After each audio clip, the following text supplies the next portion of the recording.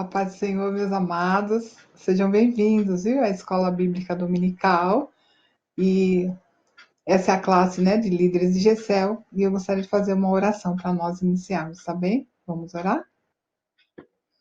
Santo Deus e eterno Pai, em nome de Jesus, eu quero te agradecer, Senhor, por mais essa oportunidade de nós estudarmos a tua palavra, nós meditarmos nela. Senhor, como é precioso, Senhor, esses momentos de ouvirmos o Senhor através da tua palavra.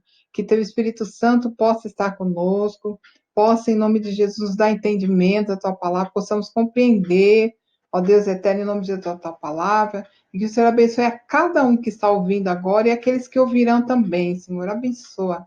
Que o teu Espírito Santo esclareça a cada um as dúvidas, que o Espírito Santo console através da tua palavra, que o teu Espírito Santo revele às pessoas, né, Senhor Deus, aquilo que o Senhor quer revelar. Em nome do Senhor Jesus é o que eu te peço e te agradeço, Pai. E peço também que o Senhor abençoe todas as classes reunidas nessa hora. Em nome do Senhor Jesus. Amém. Amém, queridos. Então, vamos dar início, né? Deixa eu colocar aqui o termômetro, né? Para eu não me perder no tempo, né? Então, nós vamos continuar falando sobre a graça, né? Na lição 13, nós falamos sobre a graça de Deus, que é o favor imerecido de Deus aos homens, ou seja, nós recebemos de Deus essa graça imerecidamente, através da bondade de Deus, ele nos dá favor, né? Que é a sua graça. E na lição de hoje, na lição 14, nós vamos aprender sobre graça para uma vida abundante. Você quer ter uma vida abundante? É através da graça que você alcança. Então, fica aí comigo que você vai aprender hoje como ter uma vida abundante através da graça de Deus, tá bem? Então, vamos lá. Vou mudar aqui na tela primeiro, que depois ela segue sozinha, né? Então, a graça é a lógica de Deus. A graça é a lógica de Deus. Há uma lógica humana de que todo aquele que comete injustiça, pecado ou transgressão precisa pagar por isso. E de fato é isso mesmo, né? A gente fala, fez, tem que pagar. Né? Isso é uma lógica humana. Fez, tem que pagar. Mas a lógica de Deus é diferente, olha. Nela, a graça é baseada no preço que Jesus pagou na cruz para o perdão e salvação de todos os homens. Então, naquela cruz do Calvário, Jesus pagou um preço que era nosso. Por isso que nós recebemos graça, né? A gente que deveria pagar, Jesus pagou no nosso lugar. Isso é graça. Assim podemos afirmar que Jesus, o Filho de Deus, desceu do céu, encarnou em um corpo humano, através de Maria, sua mãe, por obra e graça do Espírito Santo, nos mostrando toda a graça de Deus, que não é humana, mas divina. Então, Jesus, através de encarnar no corpo humano, ele, né, pagou o preço que era nosso. Olha só. A graça na parábola da ovelha perdida. Lucas 15, de 1 a 7. Vamos ver a graça de Deus nessa parábola. Vamos abrir aqui. Deixa eu só mudar aqui. Lucas, no capítulo 15.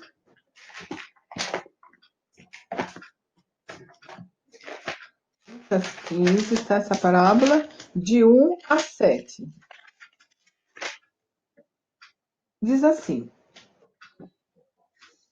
Deixa eu colocar aqui na frente, né? Fica mais fácil assim para a gente ler. Olha, todos os publicanos e pecadores estavam se reunindo para ouvi-lo. Mas os fariseus e os mestres da lei criticavam. Este homem recebe e come com eles, né, com os pecadores. Então Jesus lhes contou essa parábola. Qual de vocês que possuindo 100 ovelhas e perdendo uma, não deixa as 99 no campo e vai atrás da ovelha perdida até encontrá-la? E quando a encontra, coloca alegremente nos ombros e vai para casa. Ao chegar, reúne seus amigos e vizinhos e diz: Alegre-se comigo, pois encontrei a minha ovelha perdida. Eu digo que, da mesma forma, haverá mais alegria no céu por um pecador que se arrepende do que por 99 justos que precisam arrepender-se.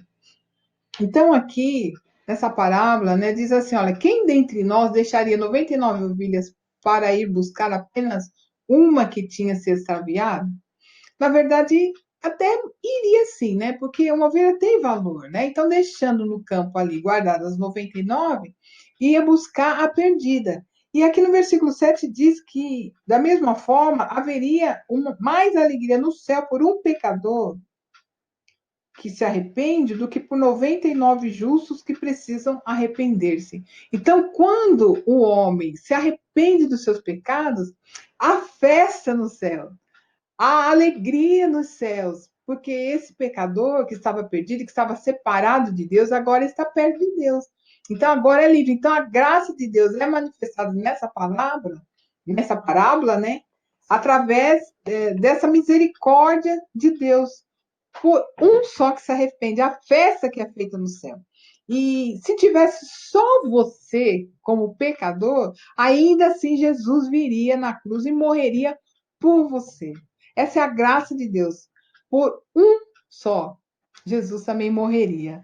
Né? Então, olha como é preciosa uma alma para Deus. Então, fique sabendo, se você ainda não se converteu, não abriu seu coração para Deus, quando você o fizer, né, receber Jesus como seu único e suficiente Salvador, haverá festa nos céus. E se você já recebeu a Jesus como único e suficiente Salvador, naquele dia, naquele momento, houve festa nos céus, né? Porque você se arrependeu. Essa é a graça da parábola da ovelha perdida. Há também a graça na oferta da viúva. Olha só, em Marcos 12, 41 a 44,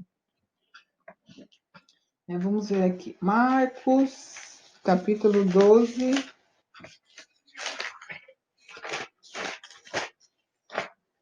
Marcos 12, de 41 a 44, essa parábola diz assim: Jesus sentou-se em frente do lugar onde eram colocadas as contribuições e observava a multidão, colocando o dinheiro nas caixas de oferta. Muitos ricos lançavam ali grande quantidade, né? Então, uma viúva pobre chegou-se e colocou duas pequeninas moedas de cobre, de muito valor. Chamando a si os seus discípulos, Jesus declarou: Afirmo que essa viúva pobre colocou na caixa de oferta mais do que todos os outros. Todos deram do que lhe sobrava, mas ela, da sua pobreza, deu tudo o que possuía para viver. Então, olha, nessa parábola, né, aquela foi oferta total a Deus, porque foi motivada por um coração entregue completamente a Deus. Então, a graça de Deus nessa parábola, né, é que ela não deu aquilo que lhe sobrava, no caso, como eles estavam fazendo, aqueles ricos, né? Ela não deu do que sobrava, deu o total. E era muito pouquinho, era só duas moedas. E aqueles ricos deram abundante quantia, né? Muito dinheiro, só que deu do que sobrava, né? Então, o que foi considerado aí foi a entrega daquela viúva a Deus. E Deus considerou aquilo como uma entrega. Ela não deu como que sobrou, né? Ela deu daquilo que era importante para ela, algo que significava valor. Não é? Isso é o resultado da graça de Deus na vida daquela viúva. Olha que coisa maravilhosa, né? E a graça de Deus também na parábola dos trabalhadores da vinha. Olha que interessante essa parábola. Aqui dá para a gente visualizar bem essa graça de Deus, né? Mateus 20, de 9 a 13. Olha, fique em paz, se você ainda não está compreendendo, você vai compreender, porque essa lição todinha fala da graça de Deus, e você vai sair daqui, em nome de Jesus, agraciado. Essa graça é maravilhosa, e quando a gente a compreende, né, entende, e toma posse dela, traz para a nossa vida, é tremendo. Fica aí. Olha, Mateus 20, de 9 a 13, diz assim, olha, vieram os trabalhadores contratados por volta das 5 horas da tarde e cada um recebeu um denário. Quando vieram os que tinham sido contratados primeiro, esperavam receber mais, mas cada um deles também recebeu um denário. Quando o receberam, começaram a se queixar do proprietário da vinha, dizendo-lhe: esses homens contratados por último trabalharam apenas 1 hora e o Senhor os igualou a nós, que suportamos o peso do trabalho e o calor do dia. Mas ele respondeu a um deles: amigo, não estou sendo injusto com você.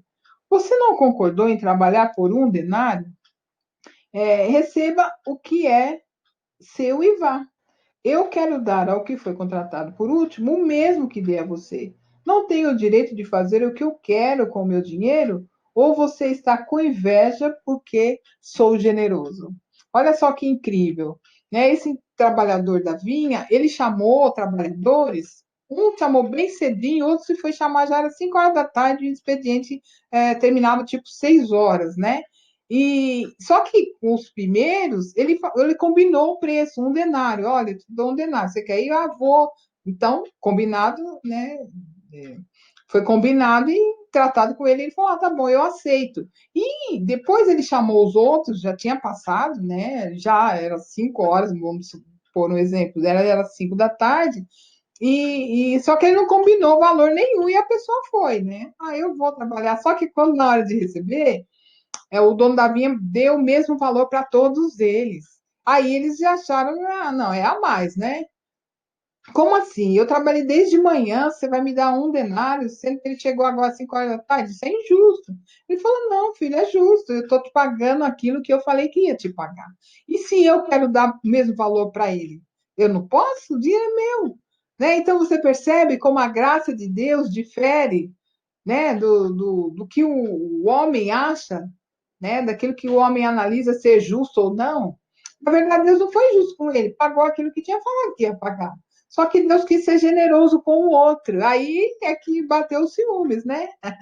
Então, Jesus nos mostra que a graça de Deus nos alcança pelos seus atos e não pelos nossos. Então, a graça de Deus nos alcança, não é? Pelo que Deus faz por nós, não pelo que nós fazemos por ele. Entendeu? A graça de Deus realmente é de graça. Então, Jesus morreu naquela cruz do Calvário e nós fomos salvos por isso, mas a iniciativa foi de Deus de nos salvar. Ele quis morrer por nós. Por isso nós fomos salvos. E nós fazemos a obra de Deus, sim, mas não é essas obras que vão nos salvar. Pelo contrário, é aquilo que ele nos deu é que nos salva, né?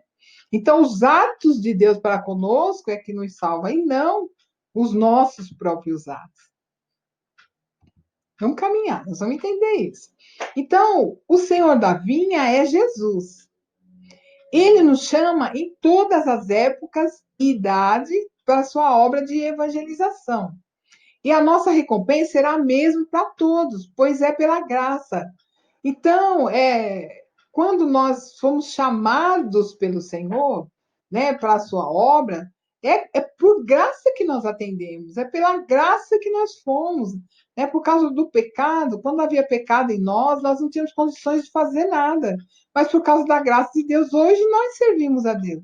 Mas essa recompensa, nós vamos receber mesmo assim, olha só.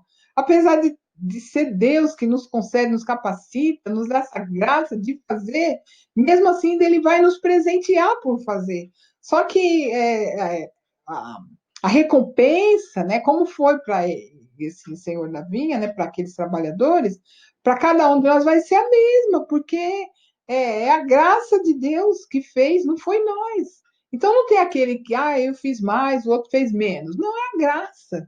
Se você fez aquilo, a determinada quantidade, foi pela graça de Deus. Se o outro fez muito, também foi pela graça de Deus.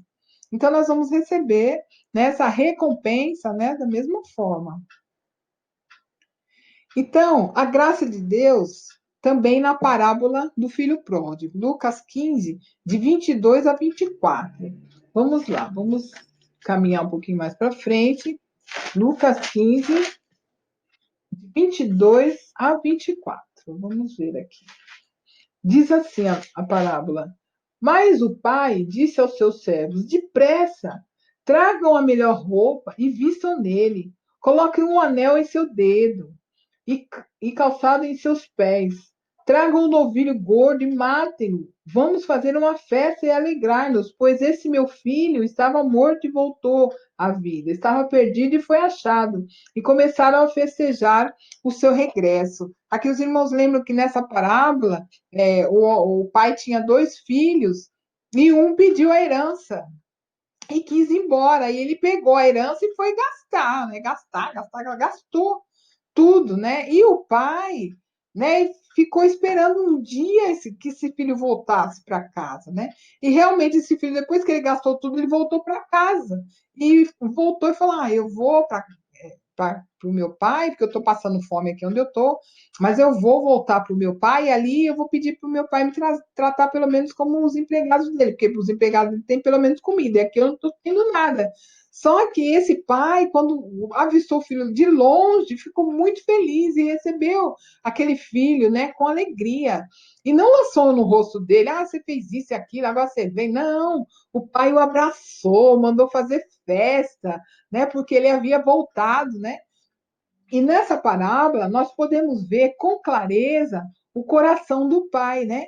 Amoroso, compassivo e pronto para receber seu filho pródigo de volta. Olha o exemplo, olha a graça de Deus também nessa parábola. Aquele filho foi embora, né? Não fez por onde, gastou tudo que ele tinha, mas a graça de Deus o alcançou com amor, o recebeu compassivo, né? É assim conosco também, está perdido, largado no mundo, fizemos o que a gente quis fazer, né? No mundo, a gente não estava nem aí com a vontade de Deus, e um dia a graça de Deus nos alcançou e ele nos trouxe para perto dele e nos ensinou a viver com excelência, né? Com qualidade de vida. E você que talvez um dia já esteve na presença de Deus, está assistindo esse vídeo hoje e está falando assim, ah, eu estava assim na presença de Deus, mas eu quis sair, eu quis aproveitar o mundo, né? Aproveitar o mundo, né? Se é que o mundo tem alguma coisa para se aproveitar. Mas eu estou afastado dos caminhos do Senhor. Olha, saiba que Deus está de braços abertos esperando você voltar. Volte para os caminhos do Senhor, se reconcilie com Ele, porque não tem outro caminho. Esse é o caminho da graça de Deus, do presente de Deus para nós, né? Então volte correndo, viu? Porque o Pai te espera de braços abertos. Então o Pai espera o pecador de braços abertos. Amém? Essa é a graça de Deus. A graça de Deus não leva em conta os nossos erros e pecados. Mas Jesus demonstrou simpatia por pessoas que honestamente assumiam os seus erros e procuravam mudar. Olha que coisa linda. Deus, ele não considera mesmo o nosso pecado. Você viu que na parábola, né, o pai abraçou aquele filho, não ficou falando dos pecados dele, não. Mas só que o filho só chegou ao pai arrependido. E isso encantou muito Jesus, né? Jesus demonstrou muita simpatia por essas pessoas, né? Que a pessoa vem arrependida e disposta a mudar, a não pecar mais. Isso encanta demais o coração de Jesus. A vida pela graça promove recompensas, né? Como a gente já viu. Mesmo que vivamos uma vida de graça, onde tudo é dado por Deus, ainda assim nós somos recompensados por Ele. É mole? É muita graça, não é verdade?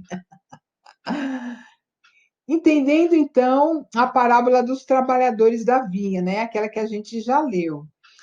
Pode parecer ter sido injusto o fato de o fazendeiro prover o mesmo pagamento para todos os trabalhadores da vinha. Ah, parece injusto, né? Nossa, quem trabalhou o dia inteiro. E você viu que ele foi pagando dos últimos até os primeiros começaram a trabalhar, né? E os primeiros falaram, opa, eu vou receber mais, né? Se aquele trabalhou uma hora e recebeu outra, eu vou receber mais. Parece injusto, mas não. É graça de Deus, foi graça. Não é pela quantidade daquilo que fazemos, né? É pelo que fazemos, por fazermos, né? E o fazer vem de Deus, não vem de nós. A recompensa também é imerecida. Não é pela quantidade de serviços feitos, mas determinada pela soberana, justa e perfeita vontade de Deus. Então Deus não avalia o serviço, olha, por causa dos serviços eu vou abençoar. Não, ele abençoa pela graça dele, pela bondade dele, né? Porque a recompensa é imerecida, uma vez que ele nos dá graça para fazer. Senão nós não faríamos. Então, que outras lições nós podemos retirar dessa parábola, né? Olha, todos nós éramos imprestáveis. É verdade. A Bíblia diz que nós estávamos mortos em nossos delitos e pecados. Ou seja, nós não fazíamos o bem, né? Não tínhamos condições disso. Ou, no mínimo, vacilo nós pecávamos. Muitas vezes vivíamos uma vida de pecado, né? Nós desagradávamos a Deus direto, até que nós fomos alcançados por Deus, né? Então, todos nós éramos imprestáveis, e agora nós somos servos de Deus, nós temos a condição de praticarmos o bem, né? Apesar de que, mesmo assim, a Bíblia diz que somos servos inúteis, né? Mas por quê? Porque nós fazemos por causa da graça. Se não fosse a graça, nós não realizaríamos nada para Deus, né? O próprio Jesus disse: olha, sem mim nada podeis fazer. Então, a graça é essa dependência de Deus, né? E às vezes nós somos tomados também de inveja, né? Essa parábola ensinou, né? Que o outro falou: poxa, mas ele trabalhou só uma hora e vai receber o mesmo que eu, que trabalhei o dia inteiro. Então, na verdade, a gente tem que tomar cuidado em não analisar essa questão. Às vezes a gente vê um crente novo chegando e sendo abençoado por Deus, que é uma beleza, e a gente cai na tentação de ficar com inveja dele. Não, não devemos ficar com inveja, porque Deus, ele abençoa a todos, e ele supre a minha necessidade e supre do novo crente também. Ou então a gente fala assim: ah, mas fulano não merece, eu que faço e aconteço na obra de Deus, né? Como aquele filho mais velho que falou, né? Não, eu que faço e eu que aconteço na obra de Deus, e aquele lá que é abençoado, né? Muito bom, muito bonito. Podemos ser tentados a pensar assim, mas no reino de Deus não é dessa forma. Deus, ele dá a graça. E nós temos que nos sentir felizes por termos sido alcançados por essa graça. E nós devemos procurar fazer o melhor para Deus, o melhor serviço para Ele. Porque Ele nos agraciou, Ele nos abençoou, Ele nos ama. Então, nós devemos entregar o melhor para Deus e não ficar com inveja daquele que é abençoado, porque, irmãos, nós somos todos abençoados, né? Por causa da graça de Deus, e não é pelo que nós fazemos. Não sei se os irmãos estão conseguindo perceber isso. Não é pelo que nós fazemos que nós somos abençoados, mas é pela graça dele. Ele é quem nos abençoa e nos agracia. Amém? No final do dia, nós teremos surpresa. Olha, como aqueles trabalhadores da vinha, né? No final do dia, eles tiveram uma surpresa. Eles receberam o mesmo tanto do que os outros trabalhavam menos horas. E no final do dia, aqui nós teremos surpresa. Devemos entender o nosso lugar. Deus não deve nada para homem algum. E é impossível para o homem negociar com Deus. Irmãos, Deus não nos deve nada.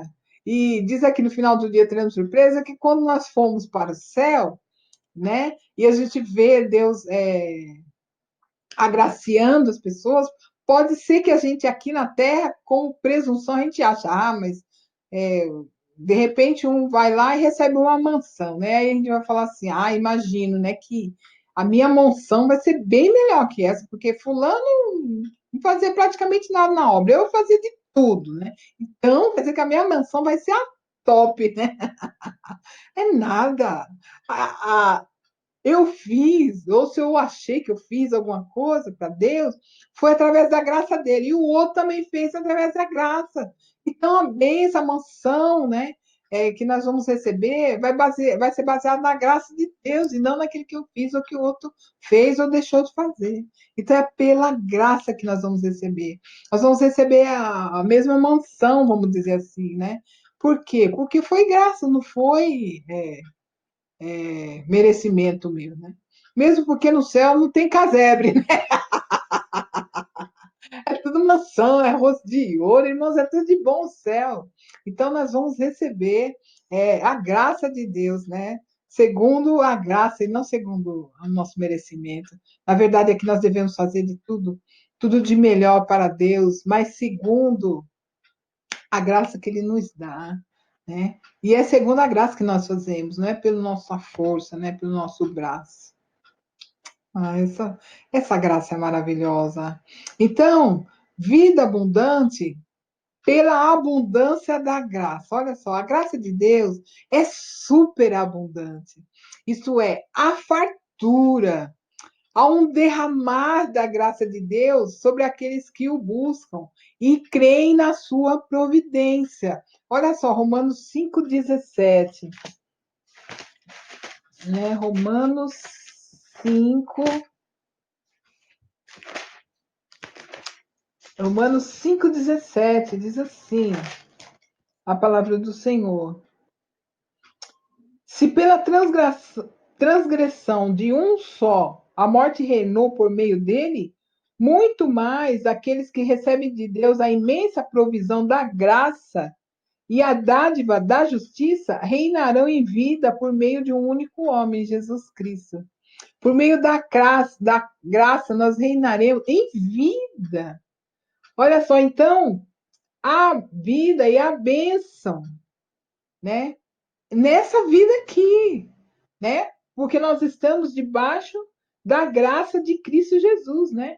Olha, Deus, muito mais aquele que recebem de Deus a imensa provisão da graça e a dádiva da justiça reinarão em vida por meio de um único homem, por meio de Jesus Cristo. Então, nós recebemos a graça e graça abundante.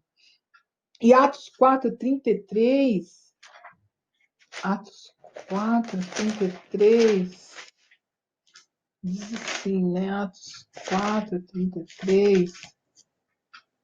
Olha o que diz. Com grande poder, os apóstolos continuavam a testemunhar da ressurreição do Senhor Jesus e grandiosa graça estava sobre eles. Aqui está falando da igreja primitiva. Havia uma graça imensa sobre eles. Eles estavam testemunhando acerca de Jesus. E ali o Senhor fazia sinais, maravilha, curava enfermos, né? E eles viviam numa graça tão grande, né? Que eles caíram na simpatia do povo, foram chamados de cristãos. E Deus acrescentava as pessoas a eles, né? Devido à maneira que eles viviam, né? E um pensava no outro e repartiam as coisas e tinha um amor muito grande ali entre eles. Isso era o quê? A graça de Deus que foi abundantemente derramada sobre aqueles cristãos, né? Da igreja primitiva. Então, qual é o segredo da vitória desse povo, da igreja primitiva, desses primeiros cristãos, né? Qual é o segredo dessa graça, dessa vida espiritual tão abundante que fazia com que as pessoas eram, por Deus, acrescentadas à comunhão deles, né? Então, qual é o segredo da vitória? O entendimento e a prática da graça, né? Quando nós entendemos que dependemos realmente em tudo de Deus e da sua graça, aí essa vitória nos alcança, essa graça abundante nos alcança. Nós precisamos compreender que nós somos dependentes dela e não achar que eu que faço. Na verdade, é a graça de Deus que me capacita a fazer, né? Que me dá essa condição de fazer. Por isso eu faço. E a minha dependência dessa graça, né? Saber que não é pelo meu braço, mas pela graça de Deus, é que me dá essa vida abundante, essa alegria de fazer, esse prazer de fazer e essa graça é tão maravilhosa que alcança as outras pessoas também que estão ali ao meu redor, né? E mais, quando nós começamos a buscar as promessas de Deus baseadas nesse entendimento, então a manifestação plena do reino de Deus em nós se torna uma realidade. Então eu preciso buscar, né, essas promessas de Deus, baseado nesse entendimento da graça, sabendo que não sou eu que faço, não é a capacidade não vem de mim, mas é da graça, né, para que se torne realidade, né, essa abundância na minha vida. Olha, necessitamos da abundante graça, vidas cristãs salutares, ministérios que ministérios exitosos e alegria incontida, né? quer dizer, ministérios com êxito, né? E alegria, né? No realizar esse ministério, a ação grandiosa e sobrenatural de Deus irá se manifestar sobre nós, como foi na igreja primitiva.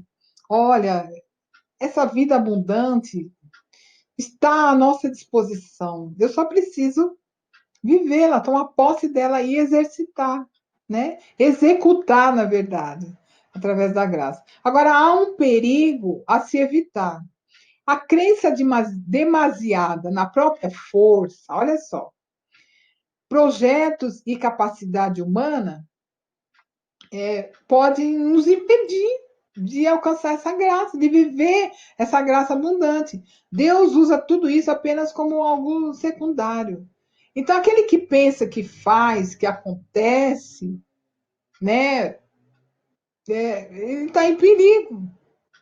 Né? Eu preciso evitar isso, de achar que sou eu, e não sou eu, é a graça de Deus que me capacita. E olha que coisa maravilhosa, quando eu sei que é a graça de Deus, eu não vou me ensoberbecer. Eu vou dar glória a quê? Eu vou dar glória a Deus. Eu vou falar assim: olha, eu fiz, realmente eu realizei.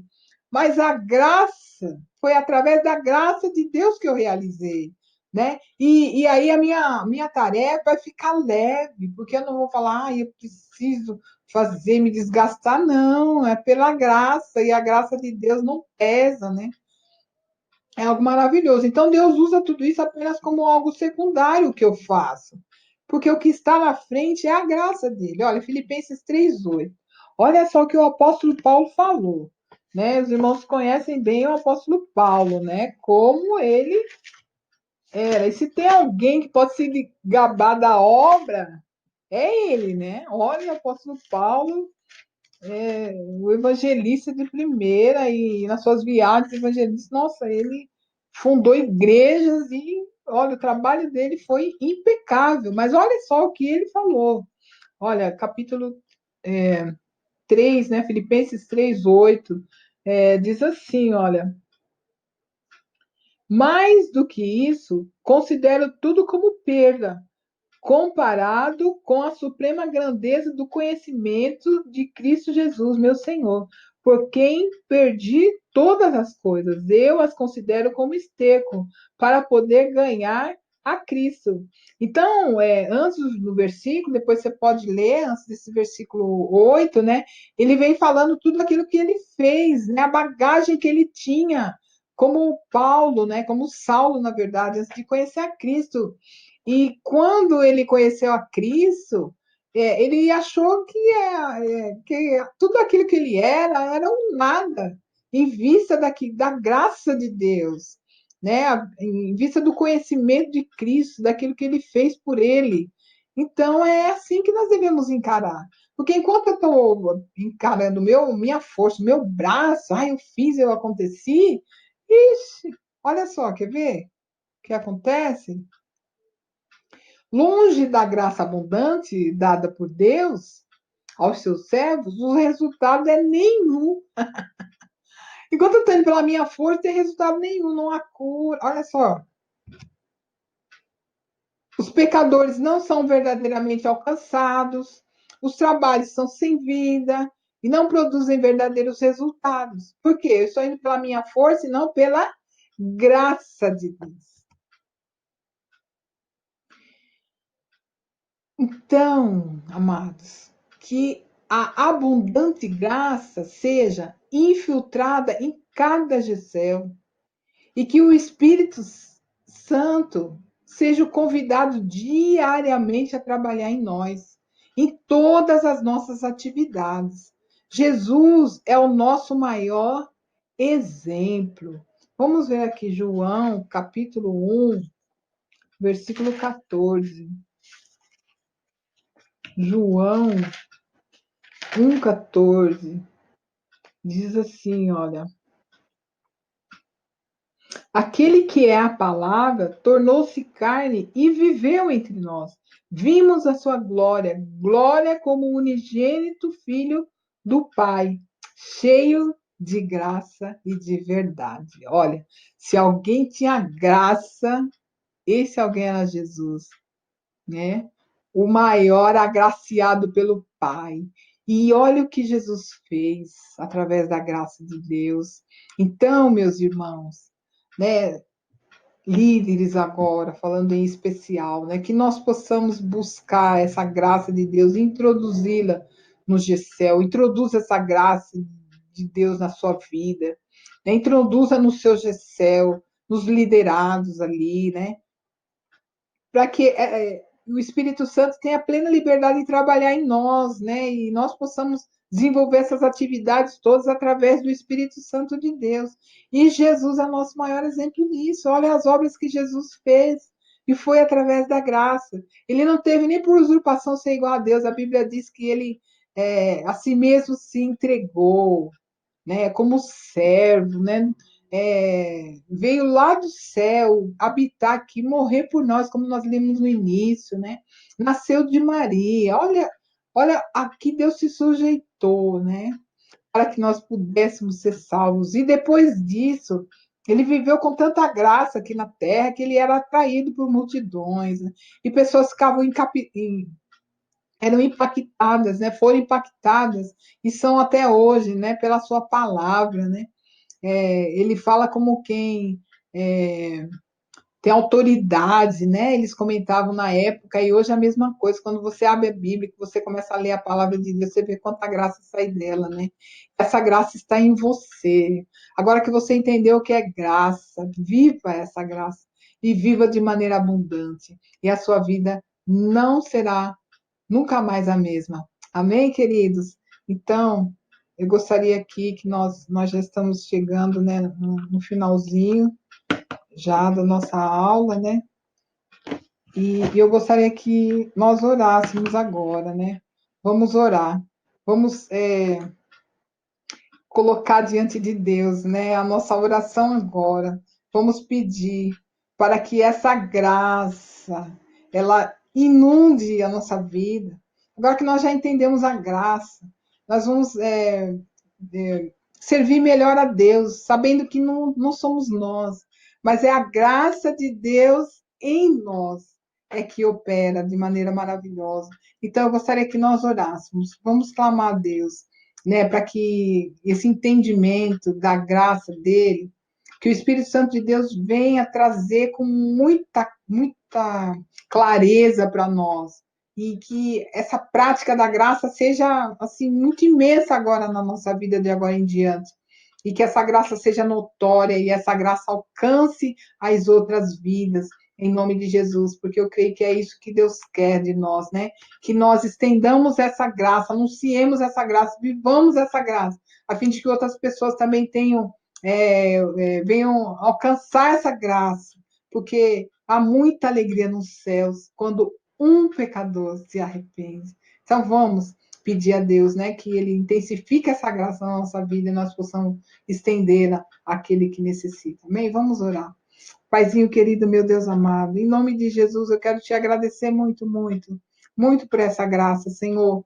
E eu quero pedir ao Senhor, eu quero pedir ao teu Santo Espírito, Espírito Santo de Deus, intensifica essa graça em nós, nos dá esse entendimento com clareza, revela ao nosso coração essa graça, esse tamanho de amor, né? Esse favor tão imerecido, mas tão pontual nas nossas vidas.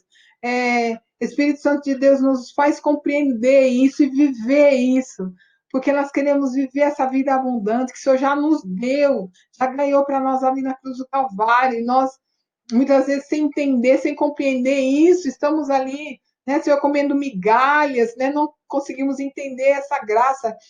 Nós continuamos a viver pela nossa força, né? E nós queremos viver, na verdade, pela força de Deus, na dependência dele. Nós queremos viver essa graça, que é de graça, né, Senhor Deus? Que o Senhor nos concedeu ali na cruz Calvário, ganhou para nós. E agora o pecado já não nos domina mais, já não nos prende mais. Nós podemos viver, nós podemos fazer o bem, nós podemos amar a Deus, amar as pessoas. Nós podemos fazer o bem a elas através da graça de Deus e essa liberdade que nós queremos, Senhor. Então, pelo poder do Teu Espírito Santo, nos capacita, nos dá essa condição. E é isso que nós te pedimos. E nós te agradecemos muito, muito, muito, Senhor, por essa graça que o Senhor disponibilizou a nós. E nós te agradecemos. Obrigado, Senhor. Nós te amamos e nós oramos em nome de Jesus. Amém. Queridos, obrigada por ficar aqui, né, até nós. Deus abençoe sua vida e toma posse da graça de Deus, porque essa graça é abundante e essa graça super abundante, ela é maravilhosa. Um beijo, fiquem com Deus. Amém? Tchau.